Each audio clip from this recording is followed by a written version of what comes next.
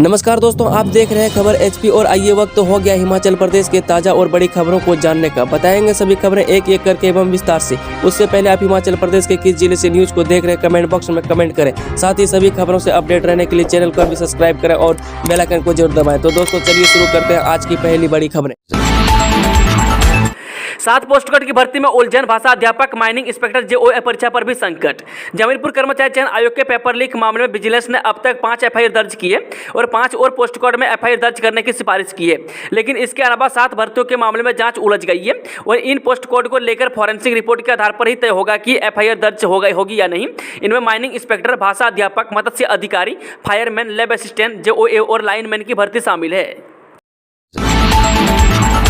Vibrant village Nagasti barrier हटेगा भी RO के हवाले होगी चितकुल सड़क, केंद्रीय मंत्री का ऐलान।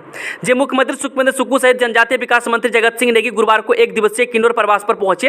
वे हवाई मार्ग से कुपा हेलीपैड उतरे और सीधे भारत चीन सीमा से सटे वाइब्रेंट विलेज चितकुल पहुंचे। इस दौरान उन्होंने चितकुल में मंदिर प्रांगण में आयोजित कार्यक्रम में भाग लिया। उन्होंने चितकुल में वाइब्रेंट विलेज के तहत हो रहे विकास कार्यक्रमों का जायजा लिया और विभिन्न गतिविधियों पर लोगों से बातचीत की। वहीं बता दें कि ग्रामीणों को संबोधित करते हुए केंद्रीय मंत्री ने कहा कि क्षेत्र में पर्यटन को बढ़ावा देने के लिए नागस्ती बैरियर को हटाने की कोशिश की जाएगी ताकि इस क्षेत्र में पर्यटन को और बढ़ावा मिल सके। इसी तरह वाइब्रेंट विलेज चितकुल में सोलर लाइट सहित चितकुल में बस स्टैंड सहित पार्किंग की सुविधा उपलब्ध करवाने की भी घोषणा की गई। वहीं चितकुल क्षेत्र में सर्दियों के दौरान काफी आधी बर्फबारी होने से सड़क मार्ग बंद न हो, उसे देखते हुए एक स्नो कटर देने की भी घोषणा की गई। एम्स में मिलेगी जनजातीय आवास सुविधा, लाहौल स्पीति के लोगों की मांग पर कदम उठाने की तैयारी। जे कांग्रेस अध्यक्ष सांसद प्रतिभा सिंह ने कहा कि भारतीय आयुर्विज्ञान संस्थान यानी कि एम्स के समीप जनजातीय आवास की सुविधा दी जाएगी। उन्होंने मुख्यमंत्री सुखविंदर सुक्खू से इसके लिए जमीन आवंटित करने का आह्वान किया है। वही प्रतिभा सिंह ने कहा कि इस जमीन पर सराय भवन का निर्माण किया जाएगा ताकि दूर दराज से आने वाले लोगों को रहने का प्रबंध हो सके। वही प्रतिभा सिंह ने कहा कि लाहौल स्पीति के लोगों ने उनसे यहाँ जनजातीय भवन बनाने की मांग की है। इस मांग को देखते हुए अब आगामी कदम उठाए जाएंगे। कहा कि राज्य सरकार से इस बारे में जल्द से जल्द कदम उठाने का आह्वान किया जाएगा। वहीं कांग्रेस अध्यक्ष व सांसद प्रतिभा सिंह ने कहा कि बिलासपुर में बने एम्स के नजदीक रोगियों या उनके तीमारदार की सुविधा के लिए भी यहां सरकारी स्तर पर आवास सुविधा उपलब्ध करवाने की बहुत जरूरत है। जुलाई में जारी होंगे बसों टैक्सियों के नए परमिट। 6 महीनों से हिमाचल में नहीं मिल रहे परमिट। हिमाचल प्रदेश में बसों व टैक्सियों के परमिट जुलाई महीने में बनेंगे। वह सरकार की ओर से गठित राज्य सड़क प्राधिकरण व क्षेत्रीय प्राधिकरण की बैठकों में बसों व टैक्सियों के रूटों को मंजूरी प्रदान की जाती है। वह सरकार ने एसटीए व आरटीए का गठन तक तो कर दिया है, लेकिन इनकी बैठकें कब होगी अभी तक यह निर्धारित नहीं किया है। वही परिवहन विभाग के अधिकारियों का कहना है कि इस महीने भी एसटीए व आरटीए की बैठकें निर्धारित की जाएगी। वही अगले महीने से बसों व टैक्सियों के परमिट जारी कर दिए जाएंगे। वही गौरतलब है कि सरकार ने राज्य सड़क प्राधिकरण और क्षेत्रीय सड़क प्राधिकरण का गठन किया है। वह सरकार की ओर से जारी अधिसूचना के अनुसार राज्य सड़क प्राधिकरण का चेयरमैन प्रधान सचिव परिवहन विभाग को बनाया है, जबकि निदेशक परिवहन विभाग को प्राधिकरण का सदस्य बनाया है। इसके अलावा राज्य सरकार ने सचिव राज्य सड़क प्राधिकरण को सदस्य सचिव नियुक्ति किया है। शिमला के बगल में एक और शहर केंद्र को पसंद I mountain township Jathia Devi की डीपीआर। जो राजधानी शिमला की बगल में अब एक और सैटेलाइट शहर बनाया जाएगा। वही राज्य सरकार की हाउसिंग एजेंसी हिमुडा ने इसके लिए भारत सरकार के एक प्रोजेक्ट में अपनी डीपीआर भेजी है। वही बता दें कि केंद्र सरकार के हाउसिंग और शहरी विकास मंत्रालय ने पिछले बजट में इंक्यूबेशन सिटी के नाम से एक योजना शुरू की है। इसी योजना के तहत शिमला के जाठिया देवी में माउंटेन टाउनशिप बनाने को हिमाचल सरकार ने प्रोजेक्ट भेजा है। वही बता दें कि इस डीपीआर की कुल लागत 1374 करोड़ है।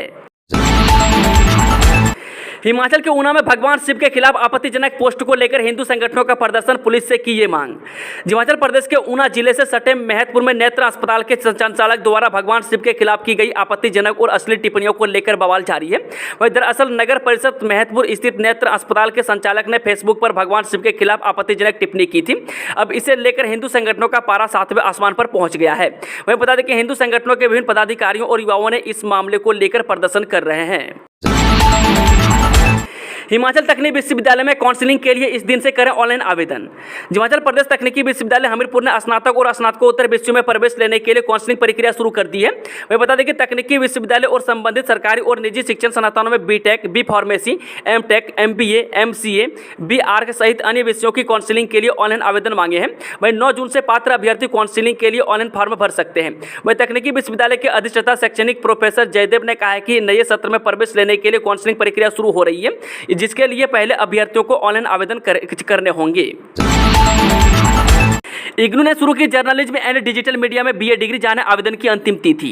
इंदिरा गांधी राष्ट्रीय मुक्त विश्वविद्यालय यानी कि इग्नू ने जुलाई 2023 सत्र से 12वीं अथवा समकक्ष योग्यता रखने वाले विद्यार्थियों के लिए जर्नलिज्म एंड डिजिटल मीडिया में 3 वर्षीय बैचलर डिग्री कार्यक्रम शुरू किया है।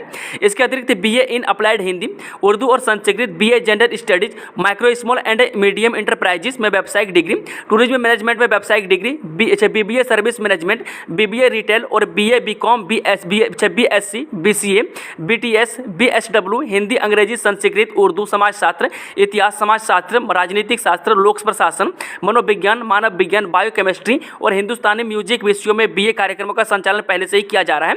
वहीं इग्नू के क्षेत्रीय निदेशक डॉक्टर जोगेंद्र कुमार यादव ने कहा कि शैक्षणिक सत्र जुलाई 2023 के लिए विभिन्न master degree, bachelor degree, diploma एवं सर्टिफिकेट कार्यक्रमों में प्रवेश की ऑनलाइन प्रक्रिया जारी है। वहीं प्रवेश के लिए आवेदन की अंतिम तिथि 30 जून तय की गई है। राज्य मुक्त विद्यालय का 10वीं और 12वीं कक्षा का परीक्षा परिणाम घोषित। हिमाचल प्रदेश स्कूल शिक्षा बोर्ड की ओर से बीते साल सितंबर में संचालित की गई राज्य मुक्त विद्यालय की 10वीं जमा 2 और विशेष अंक सुधार की परीक्षा का परिणाम घोषित कर दिया गया है। वहीं स्कूल शिक्षा बोर्ड के अध्यक्ष डॉक्टर निपुण जिंदल ने बताया कि संबंधित विद्यार्थी अपना परीक्षा परिणाम बोर्ड की आधिकारिक वेबसाइट पर देख सकते हैं। वहीं अधिक जानकारी के लिए बोर्ड कार्यालय के दूरभाष पर भी संपर्क कर सकते हैं। घुमारवीं में बनेगा 7 किलोमीटर लंबा बाईपास, साल के अंत तक तैयार होगी तीसरे पैकेज की डीपीआर। जो शिमला मटोर फोरलेन में तीसरे पैकेज भगेड़ से हमीरपुर तक की फाइनल डीपीआर इस साल के अंत तक तैयार हो जाएगी। उसके बाद इस पैकेज के निर्माण की अन्य प्रक्रिया पूरी होगी। वहीं फोरलेन पर घुमारवीं शहर को करीब 7 किलोमीटर लंबे बाईपास की सुविधा मिलेगी। वहीं शिमला मटोर फोरलेन का निर्माण कार्य 5 पैकेज में किया जा रहा है। वहीं पहला पैकेज शिमला से भराड़ी घाट, दूसरा भराड़ी घाट से भगेड़, तीसरा भगेड़ से हमीरपुर, चौथा हमीरपुर से ज्वालामुखी और 5वां ज्वालामुखी से मटोर तक है। बैंक और रेपो रेट में कोई बदलाव नहीं, चालू वित्त वर्ष में कितनी रहेगी महंगाई दर, जाने डिटेल। जो भारतीय रिजर्व बैंक ने एमपीसी मीटिंग में लिए गए फैसलों की घोषणा कर दी है। वहीं आरबीआई गवर्नर शक्तिकांत दास ने बताया कि बैंक दर और रेपो रेट में कोई बदलाव नहीं किया गया है। वह बैंक दर 6.75% पर यथावत है, जबकि रेपो रेट भी 6.5% पर स्थिर है। उन्होंने कहा कि महंगाई पर लगातार निगरानी जारी रखने की जरूरत है। वहीं बता दें कि चालू वित्त वर्ष में महंगाई दर लक्ष्य से ऊपर रहने का अनुमान है। वहीं मौद्रिक नीति समिति ने नीति रुख के समायोजन वाला बनाए रखने को वापस लेने का निर्णय लिया है। वही वित्त वर्ष 2022-23 में वास्तविक जीडीपी दर 7.2% तक रहेगी, जबकि वित्त वर्ष 24 में महंगाई दर 4% से ऊपर रहने का अनुमान है। केंद्र के खिलाफ प्रस्ताव लाएगी सरकार, आरडीएफ एनएचएम के करोड़ों रोकने पर विशेष सत्र बुलाने की तैयारी। जब पंजाब सरकार केंद्र पर प्रदेश को मिलने वाले रूरल डेवलपमेंट फंड और नेशनल हेल्थ मिशन के करोड़ों रुपये के फंड को रोकने के आरोप लगाती रही है। इसी मामले में मान सरकार अब केंद्र सरकार के खिलाफ प्रस्ताव लाने के लिए विधानसभा का एक दिन का विशेष सेशन बुलाने की तैयारी में है। वही पंजाब विधानसभा का यह स्पेशल सेशन किस तारीख को बुलाया जाएगा, इस संबंध में 1 सप्ताह में निर्णय ले लिया जाएगा। वही गौरतलब है कि भगवंत मान खुद भी केंद्र सरकार द्वारा पंजाब को दिए जाने वाले फंड के मामले में लापरवाही पर अपना गुस्सा जाहिर करते रहे हैं। जेईई और नीट की मुफ्त कोचिंग के लिए आज होगा मॉक टेस्ट। 19 जून से शुरू होगा पहला बैच। राज्य के सरकारी स्कूलों में मेडिकल क्षेत्र में जो छात्र अपना करियर बनाना चाहते हैं उनके लिए शिक्षा विभाग जेईई और नीट की मुफ्त कोचिंग देगा। इसके लिए विभाग की ओर से ऑनलाइन आवेदन मांगे गए थे। वह शुक्रवार को ये मॉक टेस्ट करवाया जाना है। इसकी अवधि 3 घंटे की होगी। वह पहला बैच 19 जून से शुरू होगा। वह बता दें कि नीट और जेईई की फ्री कोचिंग के लिए टेस्ट में मेरिट पर रहने वाले 1500 और 2000 विद्यार्थियों का चयन किया जाएगा।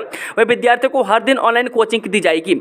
वही अवंती फेलोज के एजुकेटर विद्यार्थियों को यह कोचिंग देंगे। इसमें छात्र अपने लिए बेहतर करियर का चुनाव कर सकते हैं। यह परीक्षा 2 घंटे की होगी और सभी स्कूलों को परीक्षा के दिन ही इसका लिंक दिया जाएगा। इन विद्यार्थियों को 12वीं कक्षा पास करने तक कोचिंग दी जाएगी।